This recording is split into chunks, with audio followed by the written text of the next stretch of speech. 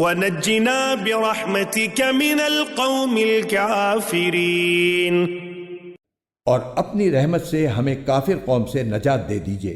وأوحينا إلى موسى وأخيه أن تبوأ لقومكما بمصر بيوتا واجعلوا بيوتكم قبلة وأقيموا الصلاة وبشر المؤمنين.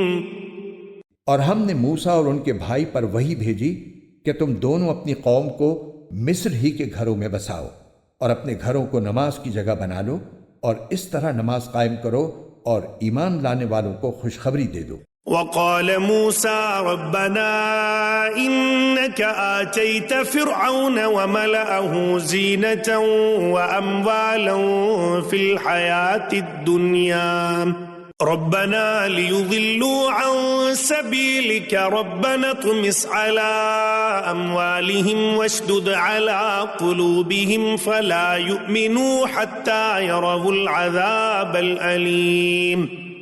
اور موسیٰ نے کہا اے ہمارے پروردگار، آپ نے فرعون اور اس کے سرداروں کو دنیاوی زندگی میں بڑی سج دھج اور مال و دولت بخشی ہے. اے ہمارے پروردگار، اس کا نتیجہ یہ ہو رہا ہے کہ وہ لوگوں کو آپ کے راستے سے بھٹکا رہے ہیں. اے ہمارے پروردگار، ان کے مال و دولت کو تہس نہس کر دیجئے اور ان کے دلوں کو اتنا سخت کر دیجئے کہ وہ اس وقت تک ایمان نہ لائیں جب تک دردناک عذاب آنکھوں سے نہ دیکھ لیں. قال قد أجيبت دعوتكما فاستقيما ولا تتبعان سبيل الذين لا يعلمون.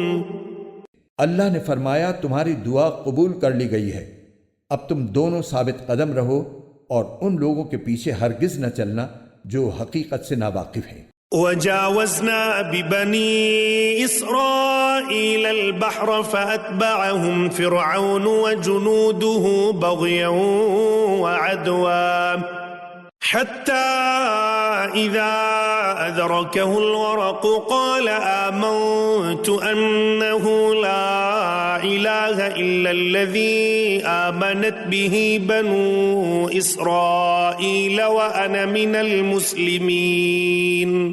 اور ہم نے بنی اسرائیل کو سمندر پار کرا دیا تو فرعون اور اس کے لشکر نے بھی ظلم اور زیادتی کی نیت سے ان کا پیچھا کیا، یہاں تک کہ جب ڈوبنے کا انجام اس کے سر پر آ پہنچا تو کہنے لگا میں مان گیا کہ جس اللہ پر بنی اسرائیل ایمان لائے ہیں اس کے سوا کوئی معبود نہیں، اور میں بھی فرما برداروں میں شامل ہوتا ہوں.